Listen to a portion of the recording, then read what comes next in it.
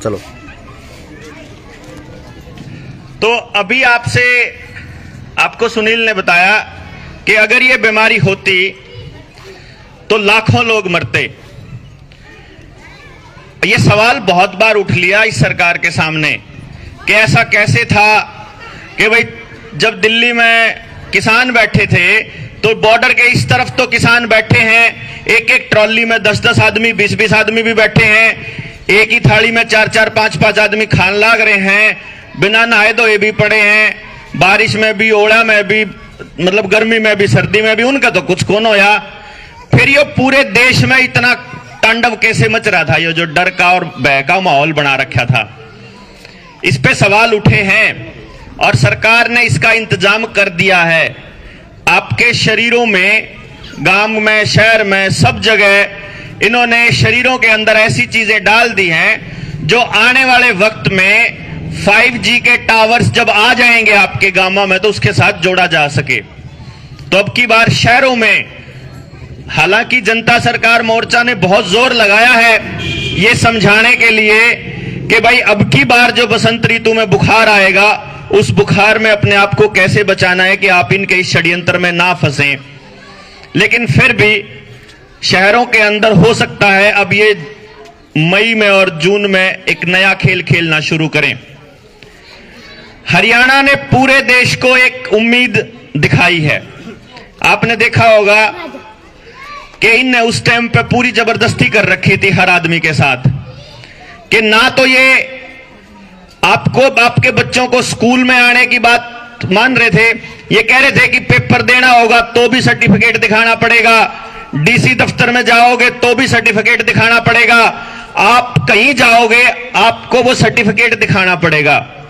कैसी कमाल की बात थी ना कि सरकार आपको ये नहीं कह रही थी कि आप बीमार नहीं पड़ोगे, सरकार आपको ये नहीं कह रही थी कि भाई आपको ठीक होने के लिए ये सब दिया जा रहा है। क्योंकि जब हमने एक सवाल पूछा ना उनसे, पानी देना बेटा, ये बोतल पकड़ा दे, जब हमने सरकार से ये पूछा कि भाई इसका कोई साइड इफेक्ट भी है कि, तो सरकार ने ये नहीं कहा कि बेरा नहीं है कि नहीं है, ना न्यू कहा कि इसका साइड इफेक्ट नहीं है। उन्होंने कहा कि सारे साइड इफेक्ट की लिस्ट हमने ministry of health and family welfare जो अपना स्वास्थ्य मंत्रालय है उसकी वेबसाइट पे डाल दी और कंपनी की वेबसाइट पे भी है। अब जितने गांव के बुजुर्ग लोग हैं या जितने गांव में पढ़े लिखे नहीं हैं, जो कि नरेंद्र मोदी खुद बोलता है कि भाई 82 करोड़ किसान ऐसे हैं इस देश के अंदर जो 10वीं तक कम पढ़ रहे हैं, तो अगर 82 करोड़ लोग मतलब जो हैं किसान परिवार अगर अनपढ़ हैं और वो अंग्रेजी भाषा को, टेक्निकल भाषा को नहीं समझते तो उनको कैसे पता चलेगा भाई कहां लिखी हुई है वाली साइड इफेक्ट की। वो तो जब लोगों के आने लगी तो दिक्कत आई। एक और कमाल की बात, गांव में चरस, गांजा, अफीम या कोई और नशा बिकता हो उसके बारे में सारे की सारी पुलिस प्रशासन को पता होता है भाई कहां कहां बिकता है, उनकी मदद से ही बल्कि वो बेचा जाता है। सरकार को एक एक चीज पता होती है कि कौन आदमी क्या कर रहा है। और इस बात का आपने लगाया हिसाब किताब, देखो कि जब लॉकडाउन लगाया सरकार ने तो सरकार को मालूम था कि कहां कहां लोग ताश खेलते हैं, कहां कहां बैठते हैं, उधर पुलिस वाले ले जाकर बकायदा डंडा परेड करी गई, लोग ठाठा बजाएगा। वो टेस्टिंग थी, वह लोग चेक कर रहे थे कि इनमें अभी भी लड़ने की हिम्मत बची हुई है कि सारे नपुंसक हो लिए अर्जुन से नहीं होए नहीं करांगे। वो टेस्टिंग कर रहे थे उस टाइम पे कि गांव राम भी इकट्ठा हो गया, बोल सके है कि नहीं प्रशासन के आगे, या फिर सरकार ने बहुत ताकतवर मानने लग गया। क्योंकि लोग न्यू क्या करते, सरकार बहुत ताकतवर है, सरकार के आगे नहीं अड़ना है, सरकार तो नहीं लड़ सकते। और 2.5 आदमी लड़े थे, 2.5 आदमियों ने खड़ा हो गया, न्यू कहा था कोना मानते थारी। जो बात कहूं था मैं वह पहले वह पूरी करूं। जब सरकार ने यो देखा कि भाई ये लोग वो तो मान नहीं रहे बकाई थे, तो क्यों बकान लग रहा था, 7 साल हो गए, लोगों ने देख लिया कि यो बीमारी या बुखार तो आए साल आवा है, ये तो ड्रामा चल रहा है, तो लोगों ने लगवाने बंद कर दिए सुए। जब लगवाने बंद कर दिए तो सरकार ने फिर आपके सर्टिफिकेट को आपके पेट के साथ जोड़ दिया। मतलब आप नौकरी पे नहीं जा पाओगे, आप बाहर नहीं निकल पाओगे, आप कहीं कुछ नहीं कर पाओगे अगर आप सर्टिफिकेट नहीं दिखाओगे तो। अच्छा, सरकार ने इस बात पे कोई मतलब नहीं था कि आप लुआओ हो कि ना लुआओ हो, सरकार ने आपका सर्टिफिकेट देखना था। यह बात आम आदमी के समझ में नहीं आती कि सिर्फ सर्टिफिकेट देखने तब बीमारी क्यों कर बात जाए भाई है। मतलब सर्टिफिकेट आप दिखा दोगे तो बोला जाएगा कि हां भैया ठीक है। अब इस बात का जवाब अगर कोई मांगे सरकार से तो क्या दे सरकार? सरकार ये कहेगी हम तो आपकी सेहत के लिए ही कह रहे हैं, हम तो भाई तुमको बचाने के लिए कह रहे हैं। अच्छा ठीक है भाई, फिर मारा जो बुखार हो जाए, मारा कैंसर हो जाए, मारा और हार्ट की बीमारी बाईपास सर्जरी करवानी पड़ जाए, मारा और कोई बीमारी हो, हमारे बच्चे की डिलीवरी हो, मारा और कुछ भी हो, उनका तो इलाज ना कर दे हम, उनमें क्या नहीं बचान दे। इस खांसी जुकाम तक बचाने की इतनी तावड़ क्या तो हो रही है, किसी ने पूछा ही नहीं। ऐसी बीमारी जिसके अंदर आप बड़े अस्पताल में या सरकारी अस्पताल में जाते हो तो आपको खतरा है, लेकिन अगर आप अपने गांव में किसी अपने आस पड़ोस के अस्पताल में या लोकल इलाज कर लेते हो, आयुर्वेद का इलाज कर लेते हो, नेचुरोपैथी से इलाज कर लेते हो तो आप 100% ठीक हो जाते हो। भाई ज्यादा लोग तो वहीं गए ना जो अस्पताल में गए, उन्हें गड़गड़ा लग गया, रपिए भी गए, मानस भी गए, जिनने अपना घर इलाज कर लिया वह ठीक ठाक थे। ऐसा पहली बार हुआ मानव इतिहास में कि आदमी अस्पताल में जाने से डरने लगे, और यह कोई आम बात नहीं थी। लेकिन लोगों के लिए यह बड़ा अजीब तो था, लेकिन लोगों का बात समझ में नहीं आई कि यो खेल के था। वो खेल बताते हैं आपको। असल में आपको सर्टिफिकेट क्यों दिया जा रहा है, असल में आपसे सर्टिफिकेट क्यों मांगा जा रहा है, इसके दो कारण है। पहली बात, सरकार चाहती है कि उसके देश में रहने वाला, और सिर्फ भारत की सरकार नहीं, दुनिया की सारी सरकारें यह चाह रही हैं कि वहां पर रहने वाले हर नागरिक, हर जानवर, आपके घर में आपके डांगरा के भी आधार कार्ड बनने लग रहे हैं, जिसके ना बने उसके बन जाएंगे, और नहीं तो बन लिए पीले पीले निशान कान के ऊपर लगे हैं, जो लगे ना टिकट सी चेप के जावे हैं कान पे। जो ये चाहते हैं कि यहां रहने वाले हर जीव की एक बार गिनती हो जाए, यहां तक कि पेड़ों की भी। वो क्यों करना चाह रहे हैं? एक तो कंप्यूटर जो समझता है, कोई भाई है कंप्यूटर बैकग्राउंड से जो कंप्यूटर की भाषा समझता हो? कंप्यूटर जो समझता है वो केवल यूनिक आइडेंटिटी समझता है। ये मैं वर्ड ऐसा बोल रहा हूं जो बाकी जो नौजवान बच्चे हैं वो समझते होंगे। यानी कि अगर एक ही नंबर आपको दे दिया जाए, एक ही नंबर, आपने गौर किया हो, आपकी गाड़ी की आरसी अलग नंबर की, आपका लाइसेंस अलग नंबर का, आपका बिजली का कनेक्शन अलग नंबर से, ऐसे ऐसे करके हर आदमी के पास अलग अलग नंबर होता है। तो सरकार ने क्या कहा कि इन सारी की सारी सेवाओं को पहले एक नंबर से जोड़ो, और वो एक नंबर है आधार नंबर आपका। अब आप देखो, आपका पानी का कनेक्शन, बिजली का कनेक्शन, आपके ड्राइविंग लाइसेंस, आपके परिवार में और कोई कनेक्शन ले रखा हो, गैस का कनेक्शन, या ड्राइविंग लाइसेंस के साथ साथ आपकी गाड़ी की आरसी, खेत के ट्यूबवेल का, या और क्या एक फर्क थी जो आपकी जमीन की रजिस्ट्री थी, सबको आधार कार्ड के साथ जोड़ दिया गया। जोड़ा था ना? पिछले 7 साल से एक ही काम कर रहे हो, लैंड में डाल रहे हो, आधार कार्ड में, और कोई काम नहीं छोड़ रखा इनने। आज जनधन खाते में, आज बैंक में जोड़ गाओ, आज तहसील में जोड़ गाओ, आज फलानी जगह जोड़ गाओ, आज पेंशन के खाते में जोड़ गाओ, आज फलाने के खाते में। साढ़े 7-8 साल से एक ही काम कर रहे हो, आधार कार्ड, आधार कार्ड, आधार कार्ड।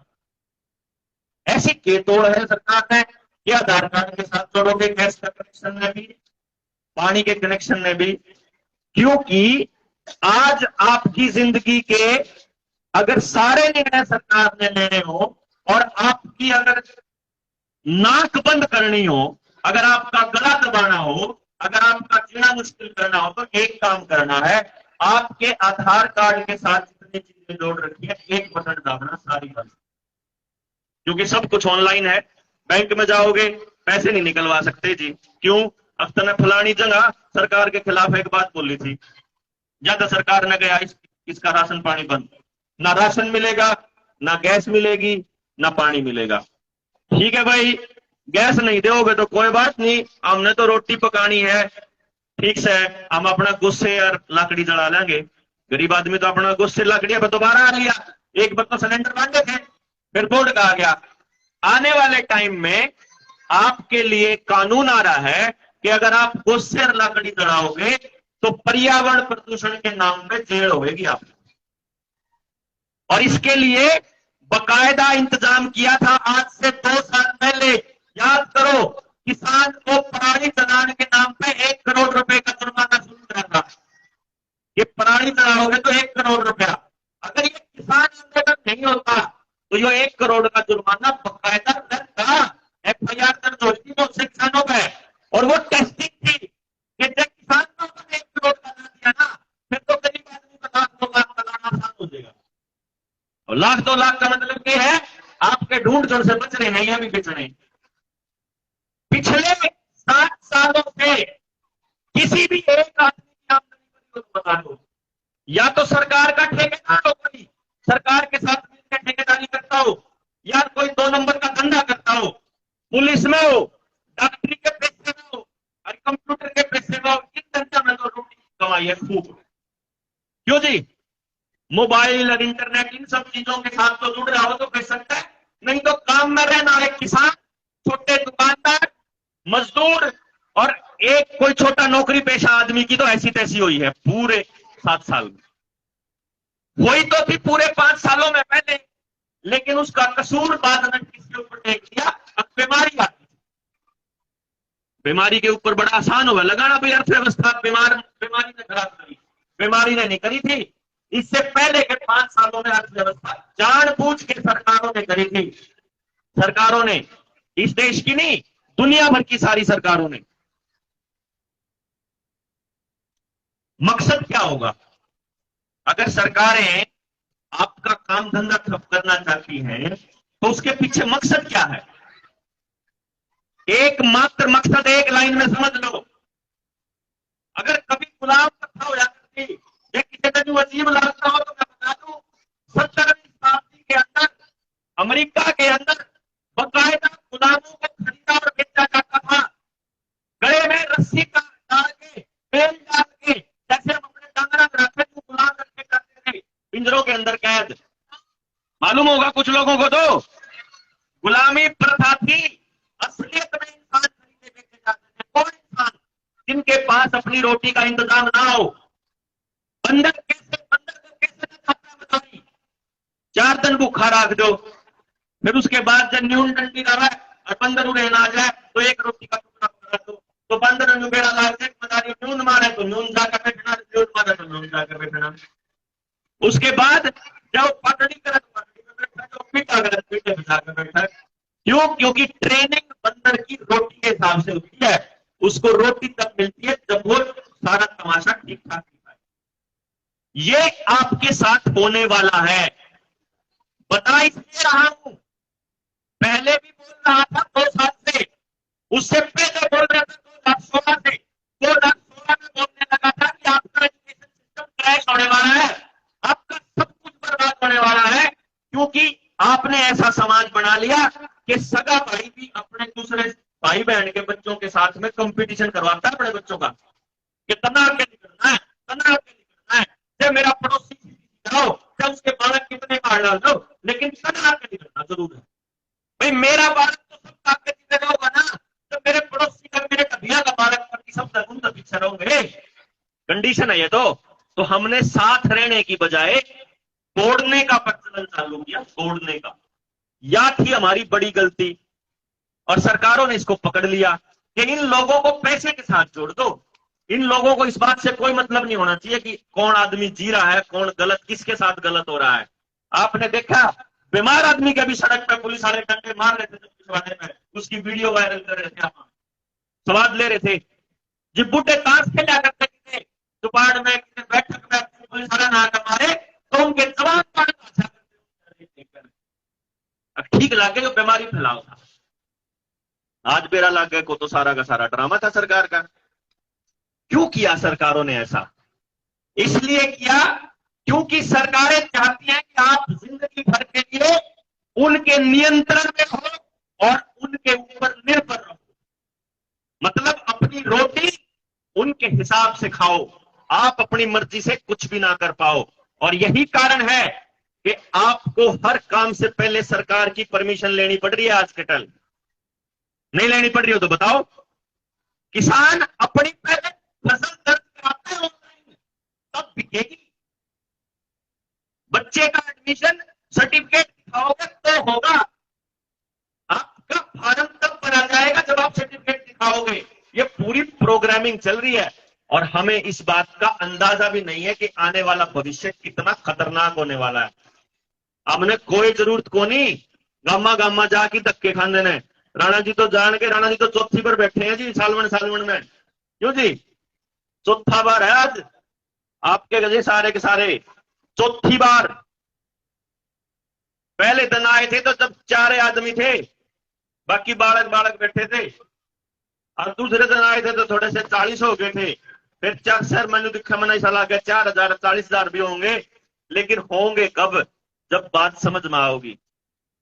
आप लोगों को ऐसी डुगडुगी पकड़ा दी जाती है। अभी 2-4 दिन पहले की बात है, जब सरदारों के अंदर, राजपूतों के अंदर लड़ाई बजवाने खातर सरकार ने कितना बूंदा जोर लाया था। क्यों जी? आपने देखा होगा तमाशा। मतलब सरकार के आदमी प्लान कर रहे कि समाज एक दूसरे के साथ नफरत करे, हम एक दूसरे को इस नाम पे काटे, क्योंकि उनको मुद्दा मिल जाएगा। असली मुद्दा तो हम छेड़ रहे हैं, उसका पैसा मिल जाएगा उनका कि ठीक है दूसरे मुद्दे पर लोग देखना देंगे। आज आपके साथ, आपके शरीर के साथ क्या हो रहा है आपको भी नहीं पता है, हमें पता है। आपसे बात करने वाले लोग थोड़े होंगे, हमारे पास सैकड़ों हजारों की संख्याओं में मैसेज आते हैं कि जी मारा छोरा 1 महीना होया है बयान है, और जब से पहली खुराक ली थी, जब से नपुंसक हो लिया, ब्याह टूटन के कगार पा रहा है। मारे ये केसेस आने लग रहे हैं कि हार्ट अटैक के केस कितने बढ़ गए होंगे आपके गांव में भी। सवाल ही पैदा नहीं होता ना होया हो। आपका गांव तो बड़ा मोदी जी को पसंद करने वाले लोगों का गांव है, खूब दबा के पसंद करता है, इसलिए खूब दबा के लिया हुआ है आपके गांव वालों। तो आपके गांव के अंदर अब क्या होने वाला है खुद बनाने वालों को भी नहीं पता। हमने कई बार न्यू कहा है कि भाई तू डरावा है। हमने भाई चाहे न्यू कह लो डराऊ हूं और चाहे न्यू कह लो मैं सच्चाई बताऊं हूं, लेकिन ये असलियत है कि जिसने इनको बनाया है उसको भी नहीं पता इसके अंदर क्या होने वाला है। पहली बार बनी है ये डीएनए और आरएनए बेस इनका सामान, केमिकल्स, और इसका मकसद है आपके शरीर के अंदर वो चीजें डालना जिन चीजों से आपको मोबाइल इंटरनेट कनेक्शन के साथ जोड़ा जा सके। कई बार ऐसा लगेगा हमारे बुजुर्गों को कि छोरे क्यों बकावा है भाई, कंप्यूटर के आदमी ने जोड़ के क्यों बताश कहां। कंप्यूटर से आदमी को चलाया जा सकता है कि नहीं चलाया जा सकता? मैं बताता हूं एक छोटी सी बात। ये जितने नौजवान बच्चे खड़े या बैठे जितने, क्या किसी ने अभी तक वो देखा है भाई स्मार्ट वॉच देखी है? किसने देखी? हाथ खड़े करो। हैं 10-20 बालक। स्मार्ट वॉच में क्या होता है, आपके हाथ पर एक घड़ी बांधी जाती है। मैं आप लोगों के लिए बता रहा हूं जिन्होंने नहीं देखी स्मार्ट वॉच, उनके लिए बताता हूं।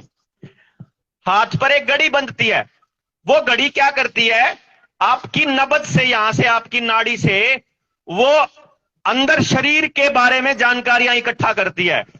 आप कितने कदम चले, कितने कदम दौड़े, कितनी देर साइकिल चलाई, कितनी देर सोए, उस टाइम आपका ब्लड प्रेशर कैसा था, ऑक्सीजन लेवल कितना था, दिल की धड़कन कितनी थी, आपका स्वास्थ्य ठीक था कि नहीं था, सांस 1 मिनट में कितनी बार आओ था, सारी जानकारी दे दे भाई, जिनने देखा हो दे दे, है ना। मैं तो नहीं कह रहा हूं, कदे कोई मेरी गेल आया होता, सुनील कह रहा होता, कहता तो गेल ले रहा था जहां तहां बरवाओ था। मैं ये बताऊं हूं, वह सारी जानकारी मोबाइल पे भी चली जावे है, घड़ी से मोबाइल पे चली जावे, और मोबाइल पे तो जो सी चीज चली जावे वह अमेरिका भी चली जावे भाई। जो सी चीज मोबाइल पे जावे वह तो अमेरिका पे भी जा सके है। तो जो सारा आड़े तो चंडीगढ़ जावे है, वो एरा तो चंडीगढ़ ताड़ा आना होगा।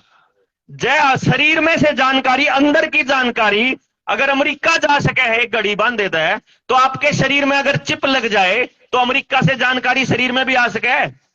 आपके दिल की धड़कन रोकनी हो, सांस रोकना हो, शरीर के कोई और ऊर्जा पुर्जा ठीक करना हो, शॉर्ट सर्किट करना हो जाए ना भाई। दिमाग को काबू करने के लिए क्या चाहिए? दिमाग चलता कैसे है? इलेक्ट्रॉनिक सिग्नल से चलता है। जैसे कंप्यूटर चलता है ना, एक बटन दबाओगे स्क्रीन पर 5 आ जाएगा, प्लस का निशान दबाओगे जोड़ देगा, ऐसे करके, और कुछ भी लिखोगे वो आ जाता है। ऐसे ही दिमाग न्यूरॉन से चलता है, इलेक्ट्रॉनिक सिग्नल से। तो घर के अंदर जब आपने इन्वर्टर लगाना हो तो इन्वर्टर वहीं लगता है जहां मीटर लगा हुआ, या कितने भी ला सका हाँ पा बताओ? कहीं भी लगा सकते हैं, सिर्फ मीटर वाली जगह पर लगता है।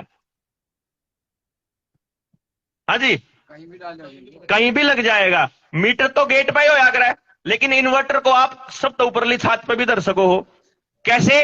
कि सारे घर का कनेक्शन एक होता है, पैरेलल में जुड़ा होता है वो, और मीटर चाहे आप इन्वर्टर कितने लगा दो तो पूरे पूरे पूरे घर की बिजली के साथ कनेक्ट होता है। ऐसे ही आपके शरीर में एक चिप लगनी है, वो कहीं भी लग जाए। यहां लगने वाली RFID, उसके बारे में टेलीविजन में भी खूब आ लिया होगा। तो RFID अगर आपके यहां लगती है और उसके बाद आपके शरीर में अगर चिप लगने लग जाए, गुद्दी में या फिर कहीं और, तो ये समझ लेना कि आप आधे इंसान से आधे कंप्यूटर बन चुके हो, रोबोट, मशीन। और जिसके शरीर में बिल गेट्स वाला रसायन जा चुका है, उसके शरीर पे उसका अधिकार भी नहीं रहा। कदम सोच रहे हो?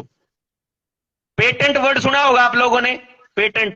आप कोई भी दवाई को पेटेंट करा लेते हो तो आपका अधिकार हो जाता है उसके ऊपर। आज के टाइम पे इस धरती पे मौजूद जो पुराने बीज थे ओरिजिनल, उनमें से 3.5 लाख बीज, 3.5 लाख बीज स्वालबार्ड सीड वॉल्ट रखा है, नॉर्वे के अंदर बना हुआ है। पूरे मतलब अंटार्कटिक उस पे जहां वो उत्तरी गोलार्ध है ना, वहां बर्फ ही बर्फ है। वहां पर 3.5 लाख बीज प्रिजर्व करके रखे हुए हैं बंदे ने। किस बंदे ने? जिस बंदे का उस कंपनी में इन्वेस्टमेंट है, जो, या मोनसेंटो का नाम किसी ने सुना है? मोनसेंटो सुना है जी? मोनसेंटो जो भी खेती से संबंधित काम करता है उसने मोनसेंटो सुना है। मोनसेंटो बीज कंपनी है। जो मोनसेंटो बीज कंपनी का मालिक है, उसे ने 3.5 लाख बीज इकट्ठे कर रखे हैं। वो आदमी हमारे शरीर में जो केमिकल डल रहा है उसका मालिक है। वो आदमी जॉन डीरे ट्रैक्टर का मालिक है। जॉन डीरे ट्रैक्टर तो सबने देखा होगा, हरा ट्रैक्टर। वो जॉन डीरे ट्रैक्टर ने एक टेक्नोलॉजी बना रखी है जिसका नाम है ब्लू रिवर टेक्नोलॉजी। जो प्रधानमंत्री कह रहा था ना कि हम सीड एंड स्प्रे, कि आपके खेतों में स्प्रे रोबो करा करेगा, ड्रोन, उस कंपनी को बनाने वाला भी वो आदमी है। और आपके मोबाइल में जो आपका एंड्रॉइड चलता है और जो आपके लैपटॉप में जो आपकी विंडो चलती है, माइक्रोसॉफ्ट, उसका मालिक भी वो है। दुनिया का सबसे अमीर आदमी बिल गेट्स। यानी आपकी सारी चीजों पे उस आदमी का कब्जा है। यानी मोबाइल पे आप एक बटन भी खोलते हो तो जो इंटरनेट चलाते हो उसका पैसा भी उसको मिलता है। कुछ सर्च करते हो उसका पैसा भी वहां मिलता है। न्यूज कंपनियों में इसने इन्वेस्टमेंट कर रखी। फैक्ट चेक कंपनियों के अंदर $13 बिलियन उसने खर्च करे थे कि हमारे जैसा आदमी अगर आपको सच बताए और वो इंटरनेट पे डाल दे तो हमारे को एक महीने के लिए ब्लॉक कर देते हैं। वो लोग आईडी ब्लॉक कर देते हैं कि यह खबर लोगों तक नहीं पहुंचनी चाहिए। लेकिन हम लोगों को आपके बीच जा जाके बताना इसलिए पड़ रहा है कि ये लोग इंटरनेट के माध्यम से, अखबारों के माध्यम से, टेलीविजन के माध्यम से आप तक खबरें नहीं पहुंचने देंगे। ये आपको अंधेरे में रखेंगे। ये आपको ये बताएंगे कि आपके फायदे के लिए हुआ है। मान लो मैं ये जो केमिकल आपके शरीर में डाला जा रहा है, अगर इस केमिकल के बाद किसी को पैरालिसिस हो जाए, अंदर अंग तो होंगे इब, लकवे तो मारे हैं ना गांव में, खूब लकवे मारेंगे इब आगे, कैंसर भी खूब होंगे, मिसकैरेज खूब होंगे, गर्भपात खूब होंगे, नपुंसकता बेहिसाब आवेगी। लेकिन अगर हो जाएगी और उसके बाद आपके गांव में तो एक आदमी ने ठा के ले जावे अस्पताल वाले, और ओढ़े ले जाके वे उसके शरीर में चिप डाल दें, और चिप डाल दे वो आदमी खड़ा होकर चलन लग जा, तो घर के तो राजी हो जाओगे ना। क्या तो इतनी बढ़िया चीज है भाई, लवानी चाहिए। जो करीब लाइन में लागे थे, लाइन में लाग रहे, पहले शुरू में तो लाइन में लागे बढ़िया चीज है, बेरा लागन लागे नुकसान वाली है, तो सरकार ने धक्का करना शुरू कर दिया। न्यूए पहले आपने बताऊंगा या चिप कमाल की है, या चिप बहुत बढ़िया है, इसने सारे लुआओ, सारे के सारे लुआन चलेंगे नहीं, कुछ लुआओगे, उन फायदे बताओगे। जुकर सीसीटीवी कैमरे, ये जो शहरों के अंदर कैमरे लगाने का षड्यंत्र रचा था सरकार ने, बहुत फायदा बताया। चोरियां रुक गई हैं, अपराध रुक गए हैं, चोरों को पकड़ने में मदद मिल रही है। असली खेल क्या है? असली खेल है आपकी जिंदगी में आपके उठने से लेकर के और सोने तक आप पूरा दिन क्या क्या करते हो, हर चीज की जानकारी सरकार को चाहिए। आप किसी को दान दो, आप क्या सामान खरीदते हो, आप क्या करते हो, पैसा आज के टाइम में जेब में से निकाल के नहीं देते, आप मोबाइल में से निकाल के देते हो, ऑनलाइन पैसा खर्च करते हो। इसका मतलब सरकार को मालूम है किस किस आदमी के साथ आपका रिश्ता है। आप घर से निकलते हो, शहरों की बात बता रहा हूं, जो बड़े मेट्रो सिटी और गांव में भी आने वाले हैं ये, क्योंकि इन्होंने कई बार बोल दिया है सरकारों ने कि हम गांव को शहरों की तर्ज पे डेवलप करेंगे। तो इन्होंने क्या किया, क्या कहते हैं ये, कि भाई सीसीटीवी कैमराज लगाए हुए हैं। आपका आधार कार्ड आएगा अभी, वो आधार कार्ड जो जिसके अंदर फेशियल रिकॉग्निशन होगा, आपका चेहरा पढ़ने की हिम्मत होगी, यानी आप सड़क पे चलते दिखे तो आपका फेस, और उसके बाद आप कहां कहां जाते हो, कितनी देर जाते हो, वो पूरा रिकॉर्ड वहां जाएगा। आपकी गाड़ी कहां कहां जाती है, उसके लिए आपकी गाड़ी के ऊपर फास्टैग लगा हुआ है। आप जिस टोल से गुजरते हो पता लगता है कि ये आदमी पूरे दिन में इतना चलता है। नितिन गडकरी का एक हफ्ता पहले का बयान है कि आपकी गाड़ी से फास्टैग हटाए जाएंगे, आपकी गाड़ी के अंदर जीपीएस लगेगा, और जीपीएस लगने के बाद फिर वही होगा कि आप कौन सी सड़क पर कितनी देर चले हो, उसके हिसाब से टैक्स देना पड़ेगा आपको। अगर यहां से जाना है पानीपत तो ये लिंक, अगर ये छोटा रोड है तो इसका टैक्स अगर 20 रुपए लगेगा, तो यहां से जाने से लेके वापस आने तक जितने किलोमीटर चले उतने रुपये आपके खाते में से कट जाएंगे। और उसके बाद आएगा सोशल क्रेडिट सिस्टम। ये शब्द आपको अभी याद नहीं होंगे, अभी नहीं याद होंगे, और इनसे मुंह नहीं फेरना आपने, क्योंकि लॉकडाउन भी को नहीं सुना था पहले कदे है ताई, लॉकडाउन तो याद हो गया नहीं, लॉकडाउन पक्का याद हो गया, कदे नहीं सुना था लॉकडाउन के होया करे। लेकिन इन्होंने 20 साल पहले बता दिया था लॉकडाउन लगने वाला है। आज जो बातें मैं आपको बता रहा हूं अगले 10 से 15 साल की बातें हैं। ये मैं आज आपको इसलिए बता रहा हूं कि अगर 6 महीने में, साल में, 1.5 साल में जिस दिन लागण लाग जाए, भाई जिस दिन देवेंद्र बलारा जो कह रहा था वो बात ही बोन लाग रही है, जिस दिन भी लगने लगे उस दिन निकल लियो घर से बाहर। मारा तो नींद को ना दे, हमने तो दिखा हमारी औलाद का, तो मतलब हमने तो जिसा समाज दे दिया अपनी औलाद तय, हम तो दुख मनावा का हमेशा भी समाज नहीं दे पाए कि हमारा बालक आजाद घूम ले। हमने आजाद घूम के देख रखा है। हमारा बचपन ऐसा था जिसमें हम कित घूम रहे, कित जा रहे, कित नहीं जा रहे, किसी ने कुछ कोई मतलब नहीं, आराम से मौज थी हमारे बचपन में। लेकिन आज का बच्चा क्या है, घर से निकलेगा, सवेरे उठते ही बस में बैठ लेगा, बस में जाके अपनी ब्योत के हिसाब के स्कूल में पढ़ेगा। पहले हम ब्योत नहीं देखा जाया करता, आज तो एक गांव में 5 गांव हो रहे हैं। एक गांव तो पढ़ा सरकारी स्कूल में, एक पढ़ा फिर गांव के प्राइवेट में, एक फिर गांव के थोड़े महंगे प्राइवेट में, एक फिर पड़ोस के गांव में, एक गांव फिर शहर में पढ़ा है, एक गांव फिर बड़े शहर में पढ़ा है, आधा गांव तो असंध पढ़ा है, फिर आधा है न्यू बना है ना।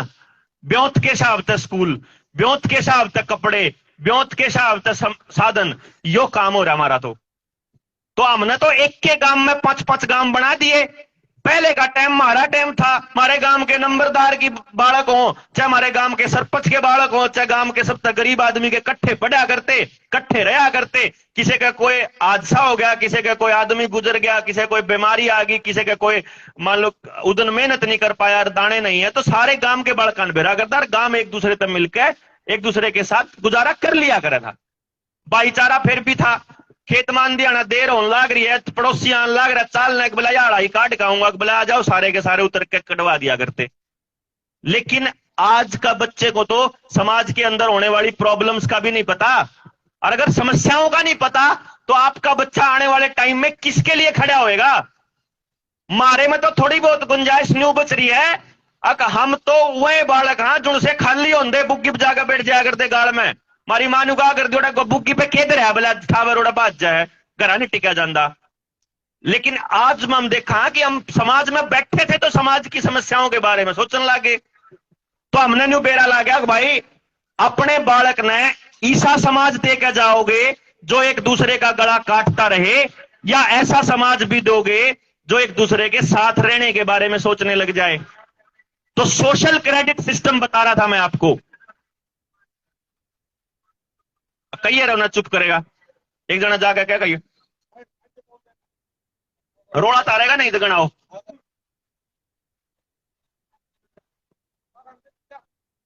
कह दो उसने को तोड़ा निकट जा।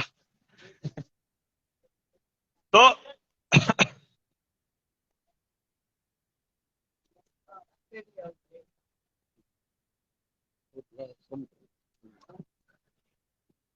तो जी आप जो मैं बात बताऊं था सोशल क्रेडिट सिस्टम की, ये शब्द आपको सोशल क्रेडिट सिस्टम जो है ये थोड़ा अजीब लगेगा, लेकिन मैं आपको बता देता हूं क्या है ये। चाइना में 10 साल से सोशल क्रेडिट सिस्टम चला हुआ है, 10-12 साल से। उसमें क्या होता है, हर आदमी को एक नंबर मिला हुआ है, हर आदमी को एक नंबर मिला है जिसको वो लोग कहते हैं सोशल सिक्योरिटी नंबर। जो आजकल अपना आधार कार्ड है ना, आधार कार्ड, ये सोशल क्रेडिट सिस्टम है चाइना में। वहां हर आदमी कितनी सांस लेता है, कितने उसके घर में पेड़ हैं, कितने डांगर हैं, उसके हिसाब से उसको स्कोर मिलता है। वो के काम करे है, मतलब वहां पैसे नहीं मिलते, आपको पैसे नहीं मिलते, स्कोर मिलता है। आजकल बैंकों में सिबिल स्कोर होता है, ऐसा ही जैसा लेन देन होगा उसके हिसाब से बनता है, लेकिन वहां आपके काम के बदले आपको स्कोर मिलेगा। कुछ जगह पे ये एक्सपेरिमेंट किया उन्होंने, और जब एक्सपेरिमेंट किया तो ये एकदम फिट बैठ गया। उसमें क्या हुआ, उन लोगों ने क्या किया कि आप अगर सरकार के खिलाफ कोई कदम उठाते हो तो आपका स्कोर कट जाता है, अगर आप सरकार के फेवर में बात करते हो तो आपको स्कोर मिलता है। तो जुगर आज यह मीटिंग बैठी है अपनी, मान लो सालवन में, तो जब हम गांव के अंदर गए, जब अब यहाँ शायद मंदिर में बाबा भीतर पड़े, तो सबसे पहले ये कैमरा लगा होगा वहां गेट के ऊपर, कौन कौन आदमी उसके अंदर आया, उनके सबके फेशियल रिकॉग्निशन, उनका आधार कार्ड, सब कंप्यूटर अपने आप उठा लेगा कि यो आधार कार्ड था इनका, इस आधार कार्ड में ये आदमी थे, और ये आदमियों को अभी जो है इनके स्कोर इतने इतने डाउन कर दो, क्योंकि ये आज देवेंद्र बलारा ने सुनना आगे थे। अगर आपका स्कोर एक लेवल से नीचे मिलेगा तो आपको ना ट्रेन में चढ़ने दिया जाएगा, ना बस में बैठने दिया जाएगा, ना राशन मिलेगा, ना पेट्रोल डीजल ले पाओगे, ना आपको आपके बच्चे को स्कूल में दाखिला मिलेगा, ना आप और कोई सामाजिक कार्य कर पाओगे। ये नियम पहले से चल रहा है, पिछले 10 सालों से वहां, समझ रहे हो आप? इसका मतलब क्या है, आपके ऊपर इन्होंने टेस्टिंग करके देखी थी अभी कि यो सर्टिफिकेट दिखाओगे तो यो काम होगा। यहां तो फिर भी ठीक चल गया, औरंगाबाद में जाके देखो आप, महाराष्ट्र के अंदर, वहां तो डीसी ने, कलेक्टर ने यहां तक का आदेश दे दिया था, ना पेट्रोल मिलेगा, ना डीजल मिलेगा, ना राशन मिलेगा, ना कुछ, घर से बाहर नहीं निकल सकते। अगर बिना सर्टिफिकेट घर से बाहर पड़ा गया तो 500 रुपए जुर्माना था, घर से बाहर मिलने का। टेस्टिंग थी उनकी कि अगर इस बार बोल गए और हमारे में हिम्मत नहीं होगी, हमने बेरा का जो षड्यंत्र है, हमें मालूम था ये षड्यंत्र बंद नहीं हुआ। कई लोग मेरे कन्यू को मैं देख काले की बात है, मेरा एक दोस्त न्यू कह रहा फोन करके, क्यों खाम खाई भौंकता फिर है, तेरे दिमाग खराब हो रहा है। जब लोग नहीं समझते तो, अरे नहीं समझते तो मरेंगे तरह में गलत करके नहीं, और समझ लेंगे तो लड़ लड़ के मर लेंगे। एक के तो फर्क है, मरोगे तो सारे हम भी फर्क इतना है, अपनी अगली पीढ़ी खातर लड़ोगे, अब घर में अपने आप न्यू सड़ के मरोगे, यो देखना था। न्यू बोला तेरी मान तो ली सरकार ने, इब सर्टिफिकेट भी नहीं मांगते, अरे तो चलान भी नहीं कटता, मुंह ढकने का इब क्यों करा है? अरे तनल लाभ के है, सरकार ने मान ली, सरकार ने एक कदम पीछे गया, सिर्फ ये देखने खातर के देखना ये क्या करेंगे। आने वाले टाइम में आपके लिए सारे कानून बनने लग रहे हैं। हेल्थ का नया कानून आने लग रहा, धारा 144 सुलवाने खातर पुलिस से नई पावर देने लग रहे, बीज का नया कानून आने लग रहा, पानी का नया कानून आने लग रहा, भोजन का नया कानून आने लग रहा। राशन देश के पास खत्म हो चुका है, ये आपको नहीं पता। आगे भूखमरी का दौर आने वाला है, फूड क्राइसिस। और जब कोई आदमी पढ़ा लिखा बालक हो तो सर्च करो एफसीआई के पास इस टाइम कितना अनाज पड़ा हुआ है। हमारी एफसीआई के पास 250 लाख मीट्रिक टन अनाज होता है हमेशा, 250 लाख मीट्रिक टन, उसमें से वो हजारों, उसमें से वो मतलब कई हजार टन तो मैं सड़ा दिया करें, पानी मार मार कर गड़ा दिया करें, कई हजार टन पानी में फेंक दिया करें, कढ़ाई बांट दिया करें, क्योंकि उन अगले साल खरीदना होया करें फिर से। क्यों खरीदते हैं? क्योंकि ये एक तरह से नियम बना था कि देश के पास कम से कम 2 साल का अनाज रहना चाहिए एफसीआई के पास। इन्होंने एफसीआई के अधिकार कम कर दिए और बड़े बड़े उद्योगपतियों के साइलोज बना दिए, और आज के और ये धीरे धीरे अनाज खत्म कर दिया। अब आपका अनाज जो है एफसीआई नहीं खरीदता। और कैथल वाला ऑर्डर तो देख लिया होगा आपने एफसीआई के मैनेजर का, जिसमें उसने साफ साफ कहा था कि किसानों ने मंडी में अनाज नहीं बेचना है, सीधा साइलों में पचाओगे जियो के। नहीं, 5 जो मंडियां थी, 5 मंडियां सीधी स्टार्टिंग है ये तो अभी फिलहाल। तो इन्होंने क्या किया कि आज के टाइम पे इतना अनाज है देश में कि सिर्फ 40 लाख मीट्रिक टन अनाज बचा, यानी छठा हिस्सा, 2 साल का छठा हिस्सा।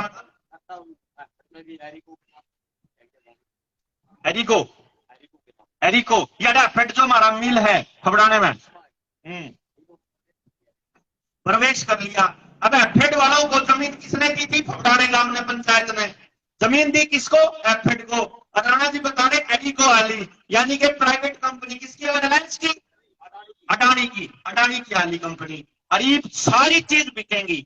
आपको सितंबर 2021 का वो याद करो जब नरेंद्र मोदी ने आदेश दिया था हर एक पंचायत को कि अपने गांव में जितनी भी ऐसी जमीन है जो सामूहिक है, सामूहिक, याद रखिए ये मंदिर भी सामूहिक है।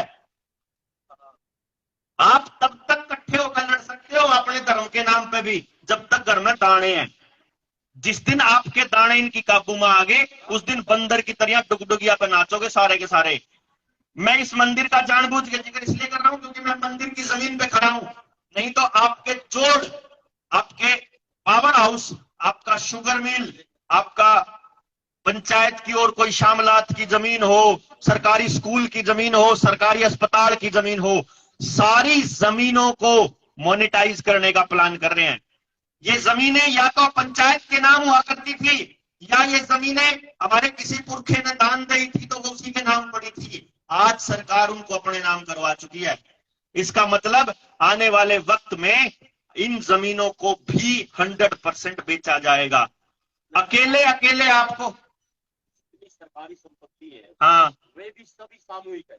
और उन संपत्ति में, सरकारी संपत्ति में, चाहे वो किसी भी जाति का है, किसी भी वर्ग से, सबका हिस्सेदारी है, सबका पैसा लगा हुआ है। जितनी सरकारी जमीन है, राणा जी एकदम 100% सही कह रहे हैं।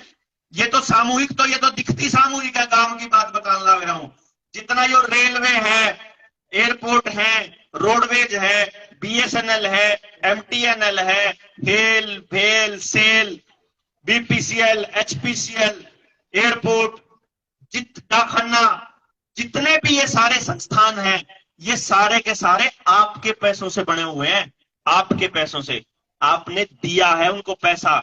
इनकम टैक्स ही नहीं देते आप, सिर्फ आप एक माचिस की डिबिया भी खरीदते हो उसके ऊपर भी टैक्स देते हो। पेट्रोल का अगर 1 लीटर तेल खरीदते हो तो भी टैक्स देते हो। आज के टाइम पे तो 260% से ज्यादा टैक्स देने लग रहे हो आप। आज इस वक्त भी आप 1 भी रुपया खर्च करते हो ना तो सरकार को वो टैक्स जाता है। उस टैक्स का मतलब होता है ये जो सरकारी संस्थान बने हुए हैं ये आपके पैसे से बने हुए हैं और आपने उन लोगों को वोट दी थी, लेकिन जब अब निर्णय ले रहे हैं बेचने का तो आपसे पूछा नहीं जा रहा। आपको ऐसा लग रहा है कि सरकारी जमीन बेच रहे हैं। आप सोचो आपका बच्चा नौकरी कहां करेगा? अगर सब कुछ प्राइवेटाइज हो जाएगा तो कल को इनके हाथ में सब कुछ है, सब कुछ इनके हाथ में, रोडवेज भी इनके हाथ में, तो बस कहां से आएगी? रेलवे भी इनके हाथ में, तो फिर तो ये तो कहूंगे सर्टिफिकेट दिखा, तो दिखाना पड़ेगा भाई।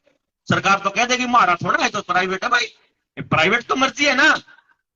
मान लो मेरा कोई सामान है, मेरी मर्जी में कितने का दूं और क्यों कर दूं ना दूं। सरकारी सामान है तो वो सरकार का है, वो मेरा है, वो आपका है, वो सबका है। सरकारी चीज हमारी सबकी है। इसीलिए प्राइवेटाइजेशन को भी रोकना पड़ेगा, अपने बच्चों के स्कूलों को भी खुलवाना पड़ेगा। ये लोग सर्टिफिकेट का जबरदस्ती करते हैं, उसके लिए भी पूरे गांव में खड़ा होना पड़ेगा। यही कारण है कि भाई आज समझ में आ जाओ, जब फिर आ जाओ, मन तो फिर बुलाओगे आप तो फिर आवांगे।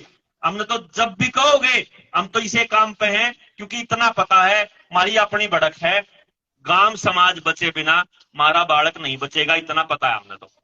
हाँ, आप लोगों को लगता हो कि भाई आपका बच्चा रह जाएगा तो आपको घर से निकलने की जरूरत नहीं है, लेकिन अगर आपको लगता हो कि वाकई में चीजें खराब हो रही हैं, आपको सिर्फ इतना देखना है कि जो सामान आप खरीदते हो उसका पैसा किसके पास जाता है, बस आपको समझ में आ जाएगा। आप दूध खरीदते हो पैकेट, आप लस्सी खरीदो पैकेट, आप पेन खरीदो, कपड़े खरीदो, पेट्रोल डीजल खरीदो, गाड़ी खरीदो, कॉपी पेन कुछ भी खरीदो, आप सोचो क्या पैसा आपके किसी गांव वाले के पास जा रहा है या बड़ी कंपनी के पास जा रहा है? आप देखोगे सस्ता सामान मिलेगा ऑनलाइन, महंगा मिलेगा दुकान पे। आप पड़ोस के दुकान वाले को बेनिफिट नहीं दे सकते, लेकिन उनको वो आपको सस्ता दे सकते हैं। क्यों? क्योंकि अभी अभी कल की खबर है 13,000 करोड़ रुपया अंबानी का माफ किया है। तो अंबानी 13,000 करोड़ में 100 रुपये कम करके बेच सके सारा सामान, 500 कम करके भी बेच सके, हो तो गणे दिन तक डिस्काउंट दे सके 50%, 30%, क्योंकि 13,000 करोड़ रुपए सरकार ने माफ कर दिए। तो उन 13,000 करोड़ रुपया में उतने पड़ोस के सारे दुकानों ने बर्बाद कर देगा। किरियाने की दुकानों के अंदर अंबानी की एंट्री हो चुकी है। जाग जाइए, आपके गांव के किरियाना वाला कोई दुकानदार अगर अडानी की उस शॉप का पार्टनर नहीं बनेगा तो उसको बंद करना पड़ेगा। आपके छोटे दुकानदार जितने भी हैं सारे के सारे बंद होने वाले हैं, मिस्त्री सारे बर्बाद होने वाले हैं, क्योंकि गाड़ियां जो BS6 वाली है वो केवल एजेंसी में ठीक होती है, उनको मिस्त्री नहीं ठीक कर पाएगा। और BS4 से वाली जितनी भी गाड़ियां हैं उनको वापस बुलाने लग रही है सरकार, उनको कबाड़ा बनाने लग रही है। तो मिस्त्री क्या करेगा? छोटे दुकानदार से सस्ता रेट आपके घर होम डिलीवरी देगा अंबानी अडानी, तो दुकानदार कैसे बचेगा? जमींदार की सारी जमीन इस टाइम पे नीलाम हुई पड़ी है किसान क्रेडिट कार्ड के नाम पर। किसान सारी की सारी जमीन 90% किसान कर्जे में है इस टाइम। उनका खर्चा बढ़ाया जा रहा है, आमदनी घटाई जा रही है। इसका मतलब आने वाले टाइम में उनकी जमीन दिन नाम होने वाली है। आपके घरों के ऊपर कर्जा बढ़ाया जा रहा है। जब आपको ये लगता है कि ये दौर चला जाएगा बीमारी वाला तो हम ठीक ठाक कमा लेंगे तो इस कर्जे में उठा दे देंगे, नहीं होगा। आपको कर्जा लौटाने वाली स्थिति में कभी भी नहीं लाया जाएगा। हालात और बद से बदतर किए जाएंगे, आप और कर्जदार होते जाओगे। आपके घरों पे लोन जिसने रजिस्ट्री करवा ली अपने घर की, लाल डोरा तोड़ा था इसीलिए तोड़ा था। एक तो सरकारी जमीन अपने नाम करवा लेंगे और दूसरा आपके घरों के ऊपर लोन दे देंगे। अब आपके घरों पे भी आपको लोन दे चुके हैं, नहीं दे चुके हैं तो बैंक वालों के रोज फोन आएंगे इतना ले नहीं लेते। और जब घरों पे भी ले लोगे और जब कमाई नहीं रहेगी वापस देने की तो आपको गोल्ड लोन दिया जाएगा। हर चौराहे के ऊपर लिखा जाएगा ले लो गोल्ड लोन, सपने पूरे करो, गोल्ड लोन लेके सपने पूरे करो। आपके घरों में रखा हुआ सोना चांदी लोहा जो मिलेगा वो सारा खींचा जाएगा और एक दिन वो आएगा कि जब आप बंदर वाला हाल हो जाएगा, जमीन रही नहीं, सामूहिक स्कूल रहे नहीं, बालका ने पढ़ाने का ब्योंत रहा नहीं, गोज में रुपया रहा नहीं, कोई धातु रही नहीं, उगाने के लिए खेत जिसके रह जाएंगे वो बीज नहीं ला सकता अपना। जितने जमींदार बैठे हैं बताओ मुझे कि एक भी बीज आपका ओरिजिनल हो आपके पास? एक भी बीज नहीं है। सारे बीज बाजार से आते हैं, सारा खेत का बीज 100 का 100 बाजार से आ रहा है। 70-80% बाजार डांगरा का बीज बाजार से आता है और 30-40% मनसा का बीज बाजार से आता है। आज के टाइम पे, आने वाले टाइम में जो हाल खेती के बीज का है ना, वही हाल डांगरा के बीज का होने वाला है, वही हाल मानस के बीज का होने वाला है। जैसे आपको ट्यूबवेल का कनेक्शन मिलता है कि 100 आदमी अप्लाई करते हैं गांव से और सिर्फ 30-40 लोगों को ट्यूबवेल का कनेक्शन मिलता है, वैसे औलाद पैदा करने का कनेक्शन मिलेगा आपको। ये हालत होने वाली है रियलिटी में। ये आज पर्यावरण की सुरक्षा के नाम पर नए प्रोपेगेंडा रचे जाएंगे। आपको कहा जाएगा कि पर्यावरण का नुकसान आप लोग करते हो, आपकी गाड़ियां प्रदूषण फैलाती हैं, आपके डांगर प्रदूषण फैलाते हैं, आप प्रदूषण फैलाते हो। आपको यह कहा जाएगा, आपके बाहर निकलने पर टैक्स लगेगा। ये है सोशल क्रेडिट सिस्टम और नया वर्ल्ड इकोनॉमिक फोरम का एजेंडा 2030। बड़े मिठे पैकेट में पैक करके आपके सामने रखा जाएगा कि हम तो धरती बचाने के लिए कर रहे हैं ये सब कुछ। एनवायरमेंट को सुधारने के इतने प्रपोजल हैं कि आप केवल रोडवेज को ऐसा कर दो कि ठीक टाइम पे चले, ठीक टाइम पे पहुंचे और सही आराम से चले और सामूहिक व्यवस्था ठीक हो जाए। कौन अगर तबार गाड़ी लेकर जाना चाहे है? जानबूझ के ऐसे हालात पैदा किए गए कि आज हमारा बालक अगर करते हैं आधा 500 मीटर भी अगर उसने मंदिर माना हो तो भी मोटरसाइकिल ढाके चला है, खेत में जाना हो तो पैदल नहीं जाता। जानबूझ के ऐसे हालात पैदा किए। अब जानबूझ के ऐसे हालात पैदा किए जाएंगे कि जो 1 लाख रुपए की मोटरसाइकिल खरीदी थी वो 6 महीने में आप 60,000 की बेचोगे और 60,000 की इलेक्ट्रिक बाइक लेकर आओगे, वह बिजली वाली लेकर आओगे और वह 6 महीने में फिर दोबारा हो लेगी। 6 महीने तो ऊपर नहीं चलती, देख लियो। जानबूझ के ऐसे हालात पैदा किए जाएंगे कि आपका लोहा आपके घर से चला जाए, आपकी धातु आपके घर से खींची जाए, आपका पैसा आपके घर से खींचा जाए और आप धीरे धीरे कंगाल होते चले जाओ।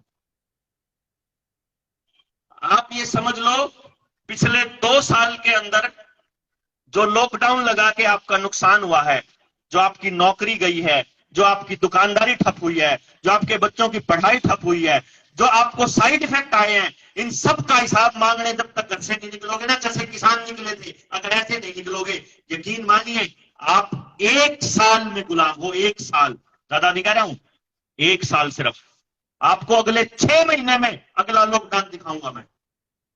मार्च का महीना है, सितंबर से पहले लॉकडाउन दिखाऊंगा आपको लगा हुआ, या तो क्लाइमेट के नाम पे, या कोई दूसरी बीमारी के नाम पे, या युद्ध हो जाएगा, ऐसा हालात पैदा कर देंगे, और नहीं तो दंगे हो जाएंगे। आपको घरों में कैद रखना इनका पर्पस है। आपके बच्चे पढ़ ना पाए, आप इनसे सवाल ना कर पाओ, आप अपने हकों के लिए आवाज ना उठा पाए, आप एक दूसरे के साथ लड़ते रहें और आप रोजी रोटी के लिए, पानी के लिए, गैस के लिए, पेट्रोल डीजल आने जाने के लिए, हर चीज के लिए इनके ऊपर निर्भर करो, ऐसा इनका इरादा है। और ये कौन है जिनका इरादा है? ये है वर्ल्ड इकोनॉमिक फोरम। दुनिया के 500 अमीर आदमी, फॉर्च्यून 500 वाले और उनके ऊपर बैठे हुई 13 रॉयल फैमिलीज, वो चाहती हैं कि जब पूरी दुनिया को पैसा हम देते हैं तो पूरी दुनिया हमारे हिसाब से क्यों नहीं चलती। जो घर में रुपये कमाने वाला आदमी ने सोचा ना सारे मेरे हिसाब से चलने चाहिए। न्यू में वर्ल्ड बैंक तारा पीसा, वर्ल्ड बैंक तारा पीसा, वर्ल्ड बैंक न्यू में देगा कि पीसा किसी देश ने कुछ न कुछ तो गिरवी रखता होगा। कौन सा पहाड़ गिरवी रखा, कौन सा जंगल गिरवी रखा, कौन सी सड़क गिरवी रखी, आपका कौन सा मंदिर गिरवी रखा, आपको बता के नहीं रखा सरकार ने, लेकिन आपको भी गिरवी रखा हुआ है। एक बच्चा जब पैदा होता है 1 लाख रुपए कर्जा उस लेके पैदा होता है अपने देश के अंदर। तो आप रोज की रोज कर्जदार बनाए जा रहे हो, रोज की रोज बर्बाद किए जा रहे हो। ये बर्बादी जारी रहेगी। जिस दिन समझ में आ जाए उस दिन खड़े हो जाइए। जिस दिन ना समझ में आए, इतने बात आपके बीच में डाल दी है मैंने। और प्रताप आपके गांव का लड़का है, लगा हुआ है दिन रात, वो बच्चों को बचाने और लेकर न पैम्फलेट बैनर लेकर खड़ा हुआ करता पीएचसी के आगे। हमने इतना जुनूनी बालक नहीं देखा आज तक। एकला था, एकला। जब बात करा करते दिल्ली मिला था मनाओ। आज का ये प्रोग्राम, आज का प्रोग्राम भी आना है भी नहीं, फिर भी तुरंत धक्का कर बोला ना करांगे जी, भाई तू अंदाजी कर दे, बोला ना जी ना, आप आज जब आ रहे हो तो करांगे। आप सोचो कि वो जब उसकी कोई भी नहीं सुन रहा था, दुकाना पर चाचे की समझाया करता, फोटो स्टेट काट के ले रहा, मेरा टानू देन ला रहा। मैं वो तो बोलू शुरू में तो आता जी सारे नु कहे क्या नाम उसके पिताजी का है, पिताजी का उन्होंने क्या करते काले के का तो सटक रहा है, बोला दिमाग सटक रहा है, लेकिन छोरे नहीं हिम्मत नहीं आ रही। उसके पैम्फलेट उसके मैं बैनर छपवा कर पीएचसी के बाहर बैठा करता, उससे जोड़ भी जाओ उसने बताया करता, उसके बाद भी किसी ने लगवाने तो सोबर लगवाओ भाई। लेकिन मैं ये कह रहा हूं कि उसके कब समझ में आ गई थी, आप अपना ईब समझ में आनी शुरू हुई है।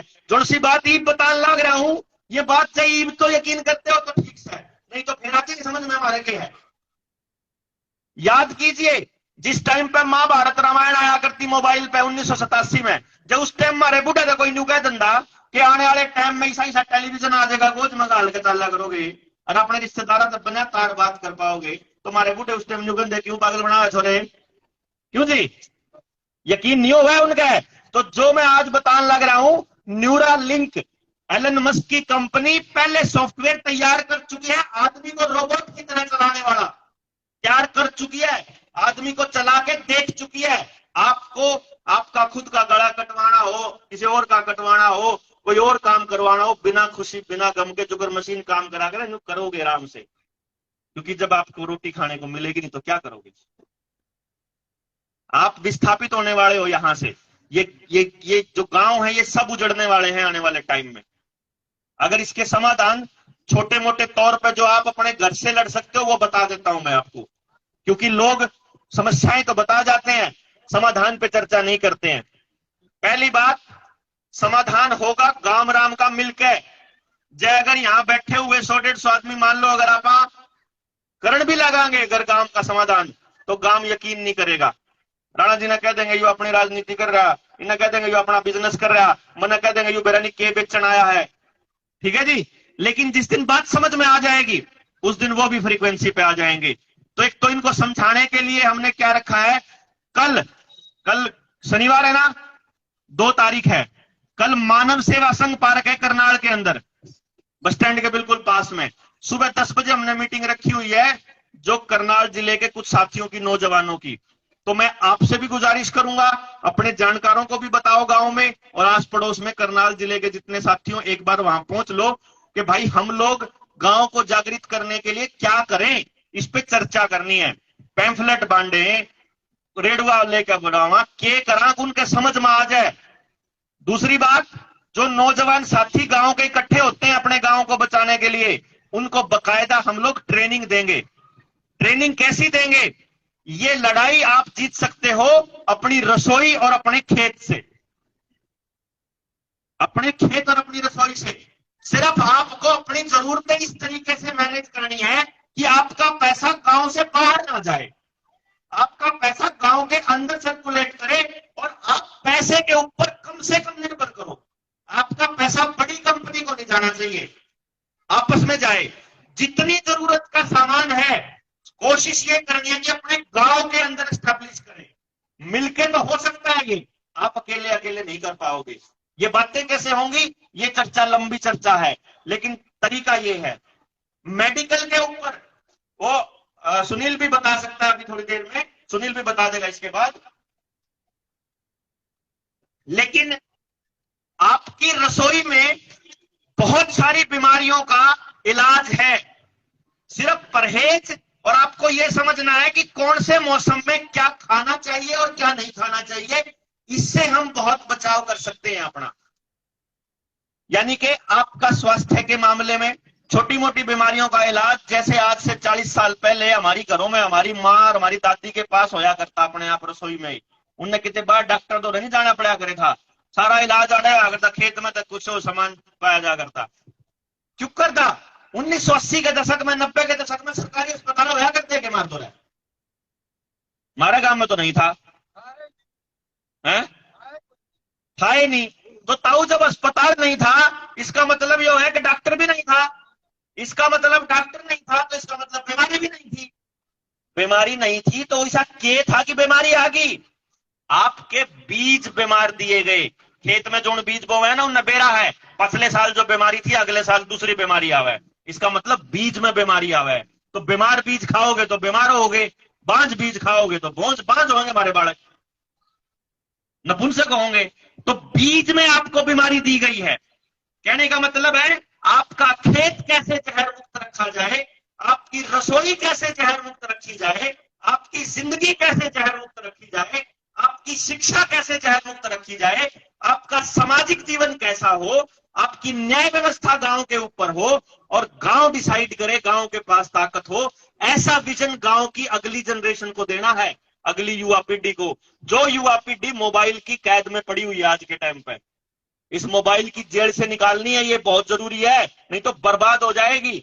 अगर मोबाइल का नशा पूरा नहीं कर पाया ना उसकी इच्छाओं को, तो या तो सुसाइड करेगा आपका बच्चा और नहीं तो नशा करना शुरू करेगा। उस नशे की खेप वो तड़ी पार अडानी के साथ मिलकर पूरी तरह लग रहा है। तो आपके बच्चों के लिए नशे का पूरा इंतजाम कर रहे हैं वो लोग। और आपके गांव में मैंने सालवन का तो बेरा नहीं, बड़े का तो मैंने बेरा है, 2000 तक फालतू बालक नशेड़ी हो लिए तगड़े, अराड़ा भी बहुत होगा। मतलब ये सरकार की शय पे हो रहा है। आपके गांव में चौकी है, लेकिन वो चौकी मुझे पूरा यकीन है उन नशे के कारोबारियों की रक्षा के लिए बनाई गई है, वो आपकी रक्षा के लिए नहीं है। इसलिए गांव राम ने यह बात समझनी पड़ेगी कि इस देश की बर्बादी का कारण वो अच्छे लोग हैं जो चुप हैं, जो घरों से नहीं निकलते। बदमाश लोग नहीं है, बदमाश लोग तो गांव में 3-4 पावेंगे, ज्यादा नहीं पाते। तो एक तो मैं आप लोगों से अपील करूंगा कि कल आप करनाल पहुंचिए।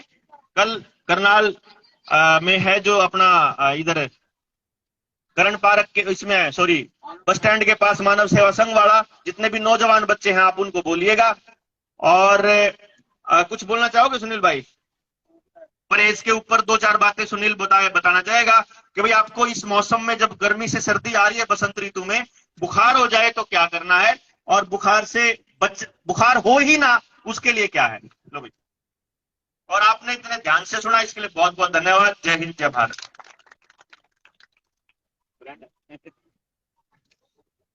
देखो पिछले जो पहले 2 साल ये बीमारी लेकर आए है ना, उसमें बीमारी कैसे आई, और ये तीसरी लहर जो कह रहे थे वो आई तो थी लेकिन निवेटल की ना पता हमें। और जो चौथी लहर की जो तैयारी है वो बहुत ज्यादा ताकत के साथ तैयारी है। एक बात जो भाई साहब मिस होगी नहीं, मैं आपको बताऊं। अभी क्या होया, 3 महीने पहले देवेंद्र जी ने पूरा हंगामा करा और उसके कारण तक पूरे हरियाणा में जो भी ये सांग था, मुंह पे कपड़ा लगाने का, सुई लगाने का, वो सारा बंद हो गया, सर्टिफिकेट दिखाने का। उस चीज ने देखते हुए एक नया कानून लेकर आए हैं ये। उस कानून में ये है कि जो आदमी सुई लगवाने का मना कर देगा, जो कपड़ा लगाने का मना कर देगा, और जो ये जो महाफजीमा बीमारी की जो बात हो रही है उसका टेस्ट करवाने का मना कर देगा, तो उसके ऊपर एक केस लगेगा, धारा 186, जिसका मतलब है कि भाई ये पुलिस के काम में बाधा कर रहा था। और ये सोमवार ने संसद में बात आ गई है, अगले 10 दिन में 15 दिन में जैसे ही वो सारे इकट्ठे बैठेंगे ये पास होगा। उसके बाद क्या होगा, भाई साहब ने देवेंद्र जी ने हॉस्पिटल में जाके और उन्होंने जो भी करा कर लिया, लेकिन अपना टेस्ट नहीं होने दिया, क्योंकि टेस्ट होंगे वो पॉजिटिव बताते धरे जाते, तो वो नहीं होने दिया। लड़े, रुके, मारे, चिल्लाए और वो लोग आ गए तो वो छोड़ना पड़ गया उन्हें। अब ऐसा नहीं होएगा, इसकी पूरी तैयारी बिठा दी। एक जो बात है बुखार की, अपने देश में है ना जो वातावरण है, ईब क्या होया, एक वो बदल गई, एक मौसम बदला, ठंड तय गर्मी बदली है। उसने एक बार ध्यान से सुनियो कि एक ऋषि हुए हमारे देश में, उन्होंने ये कहा कि भाई 248 तरह के बुखार हैं। पूरा इतना मोटा ग्रंथ लिखा है, इतना मोटा चरक संहिता। उसमें क्या बताया, उसमें ये जो बताया ना 248 तरीके के बुखार, उसको बताया कि 32 लक्षण है। अगर जुकाम हो जाए, ये हो जाए, वो हो जाए, 32 तरीके की बात बताई जिससे वो बुखार आवेगा और 248 तरह के से आ सके। अब वो आवे किस तरह, ये ध्यान रखियो अगले केवल 15 दिन ध्यान रखना, फिर आप उसमें ध्यान नहीं भी रखोगे तो बच जाओगे। अच्छा, ये बोतल है मेरे हाथ में, पानी भर रहा है खूब। यह बोतल अपन है 5 महीने पहले ठंड में रख दी और 5 महीने इसमें पानी रखा रहा, तो आप ये बताओ बोतल की या बैर की जो या प्लास्टिक है या गर्म होगी, या पानी भी ठंडी होगी, या पानी भी ठंडा होगा? बोले नहीं, दोनों ठंडी होंगी एकदम, मतलब अंदर का पानी भी ठंडा होगा। और लगातार 5 महीने तक पानी भी ठंडा और बोतल भी ठंडी। ये एकदम क्या आया, जिस तरह ठंड खत्म हुई गर्मी आ गई, तो जिस दिन यह बोतल रखी है इसका धूप लग जाए एकदम तय 5 मिनट के भीतर या बाहर की प्लास्टिक गर्म होगी या पानी भी गर्म हो जाएगा? प्लास्टिक गर्म होगी।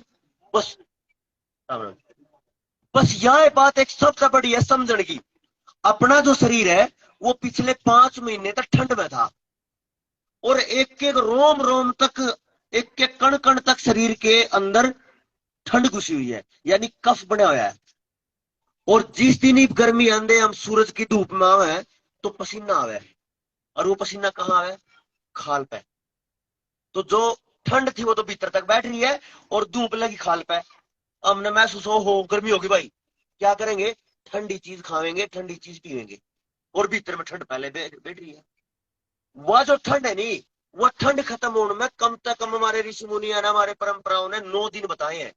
ये जो 9 नवरात्रे बताए हैं नी, ये नवरात्रि वैसे तो हम कभी माता की मूर्ति पर जोत लाया वहां, दीवा लाया वहां, तड़की उठ लाया, उसका मेन जो कारण, असली कारण यो है कि जो आदमी नवरात्रे रख रहा है वो सुबह तो 4 बजे उठेगा, वक्त है 4 बजे उठ के वो जिस तरह हर दिन का वातावरण बदल रहा है उस तरह मैच कर लेगा शरीर को, और उठ के फिर जाएगा मंदिर में, और बाहरी चीज नहीं खाता है पूरे 9-10 दिन।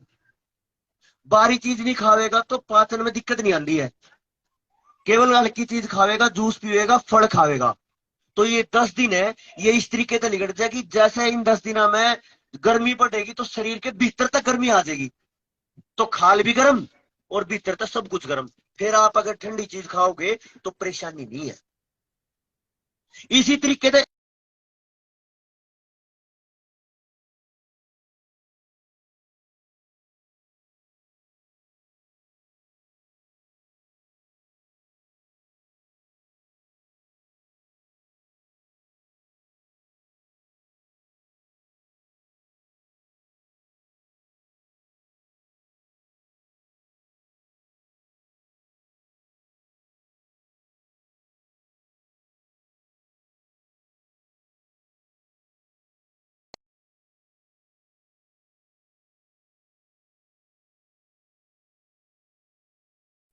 कहीं होता 100 ग्राम पाइया मूंगफली ली और चबा ली, भीतर तो भरा पड़ा गर्मी था, ऊपर तो मूंगफली खा ली, पक्का लीवर की समस्या और बुखार बहुत आएंगे।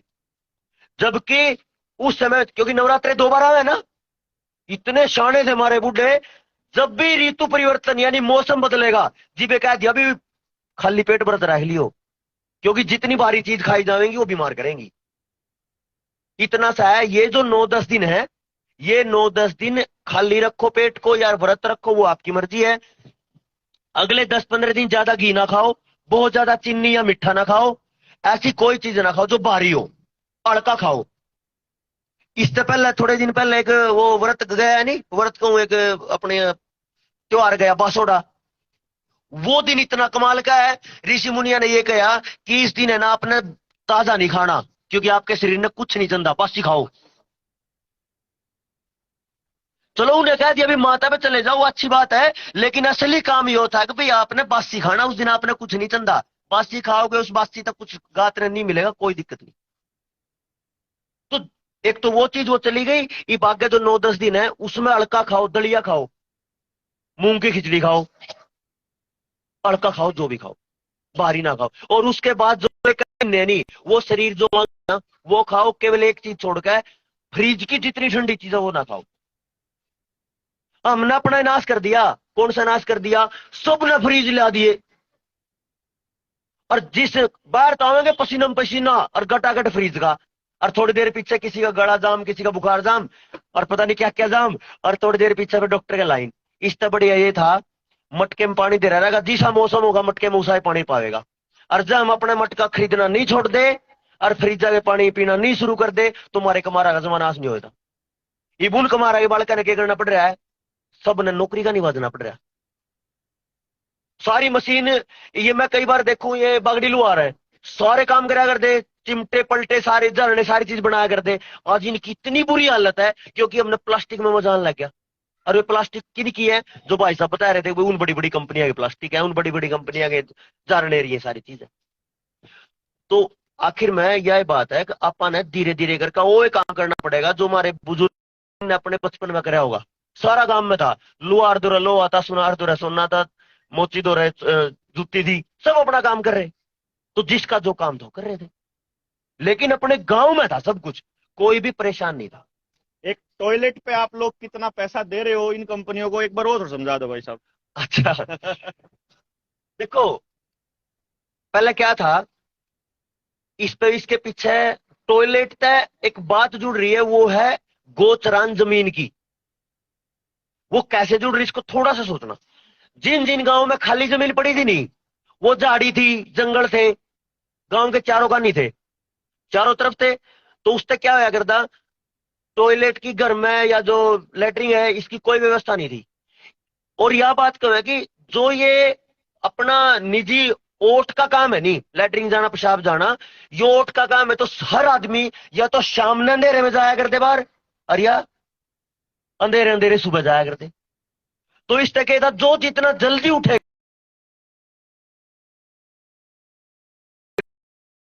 ठंड बने, शरीर वातावरण के हिसाब से था, एक काम था।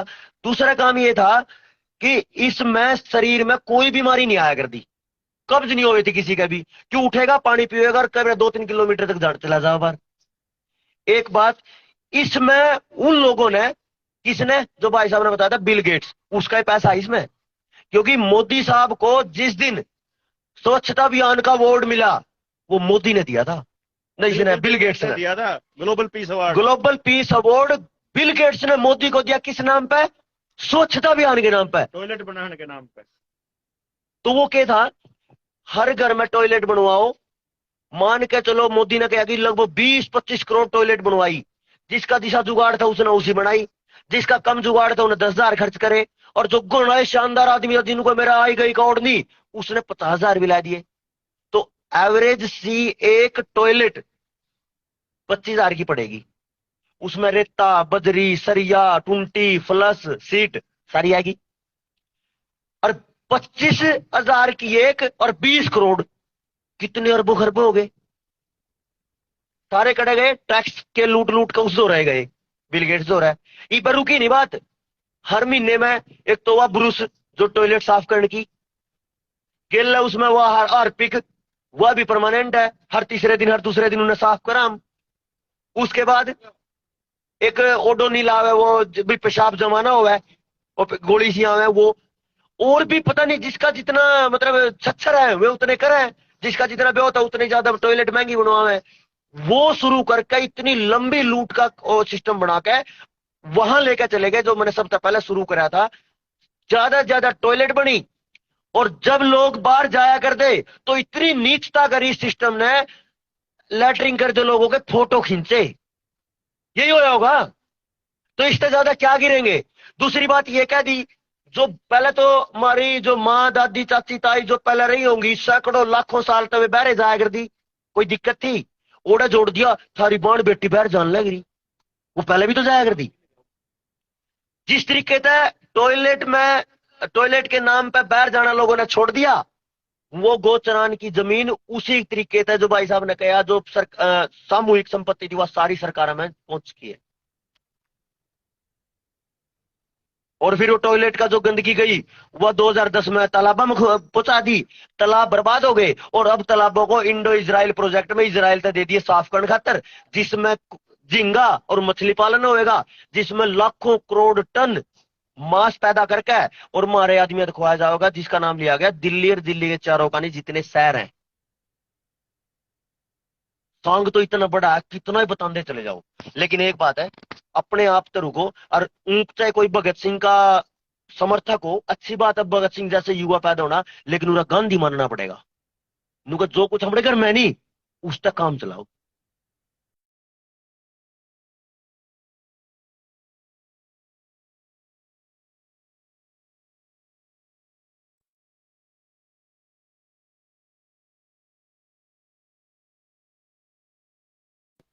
तो जितने ज्यादा युवा इकट्ठे हो जाएंगे नहीं, आने वाले समय में हर कोई ऐसा, हम ऐसा सोच रहे हैं सारे भाई मिलकर जो भी इसमें लगातार काम कर रहे हैं, कि एक छोटा सा बालक भी अगर किसी नेता का भाषण सुन रहा है नहीं, वो खड़े होकर नहीं कहते, ओ भाई तो मेरे गांव में क्या कर देगा पहले बता। अगर वो गांव में कुछ अच्छा देकर जाएगा तो बोल नहीं अपने घर का जा, ये भी भाई है, सालवन में क्यों आवेगा? सालवन में तो हमें करेंगे काम, अगर हम सालवन के हैं तो ये भाई अपना पढ़ाने में करेगा, लेकिन एक काम कर सका है, समझा सका है। न्यू हर गांव में अपने नौजवान पैदा करने पड़ेंगे, इस समझ के जितने देवेंद्र भाई जाने हर चीज की गहराई में कि मेरा समाज क्यों तोड़ा। एक वो और चर्चा कर लेंगे क्या है? ये मनरेगा वाली। हाँ क्यों नहीं। अच्छा, कुछ साथी मजदूरी भी करते होंगे और कुछ खेती भी करें, इको बड़ी।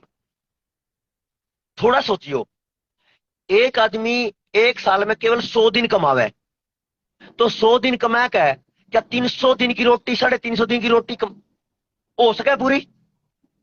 कमाई तो 100 दिन है, चाहे 300 रुपये, चाहे 400 रुपये, चाहे 500 है, क्या वो एक साल रोटी खा सके 100 दिन की दिहाड़ी में? नहीं खा सकता। मारे हर जगह पे, सारे स्कूलों में दीवारों पे एक नारा है गया, नुका 100 दिन की दिहाड़ी, 100 दिन की दिहाड़ी और मनरेगा की तैयारी, यही हो रहा। उसमें क्या करा, जिस टाइम ने 150 के 170 रुपये दिहाड़ी करी सरकार ने, उस टाइम किसान मजदूर तय 80 रुपये दिया करता। तो क्या होया, या एक तरफ तो कह दिया 100 दिन की दिहाड़ी और एक कानी दिहाड़ी कर दी 150, 160-170 रुपये। किसान की हिम्मत थी केवल 80 रुपये देने की, लगभग 12-14 साल पहले की बात है, 7-8 के आसपास कांग्रेस की सरकार में। क्या कर दिया, अगर 150 मजदूर 150 मावे तो जमींदार मर गया, और जब 150 नहीं देवे तो मजदूर नहीं आंदा। आज जितना खेती कर रहे हैं नहीं, उनने कितनी परेशानी आ रही है वो तो भगवान ही जाने। फिर जमीन में दोनों में अंतर हो गया नहीं, मजदूर अपने घर चला गया, जमींदार अपने घर चला गया, क्यों बीच में सिस्टम ही नहीं बना। उसमें आ गई मशीन, 10-10, 20-20 लाख रुपए की मशीन, दुनिया भर की मशीन बेच दी, और वे मशीन का पैसा कटा जा रहा, फिर उड़े जा रहे ऊपर, वो बिल गेट्स। फिर हो बिल गेट्स, बता के करें। कोई भी आपके बीच में आवे, अगर आपने जाति के नाम पे, अपने धर्म के नाम पे, अपने किसी भी नाम पर अगर भड़काने की बात करे नहीं, समझ लो सब बड़ा दुश्मन हो अपना। तो ठेकेदार बने सारी जात, जो जात का, जो समाज, जो जात का या समाज का ठेकेदार बन जाए तो मौजे हो जाए। जो न्यू कहते नहीं, अरे इस जाति का यो कौन है क्या, जो जाति का ठेकेदार बनने की बात करे नहीं, उसने तो घर तक पहले फेल दो, नहीं तो अपनी बात बनेगी नहीं। तो सारे भाइयों ने, बड़े बुजुर्ग ने इतना ध्यान से सुना,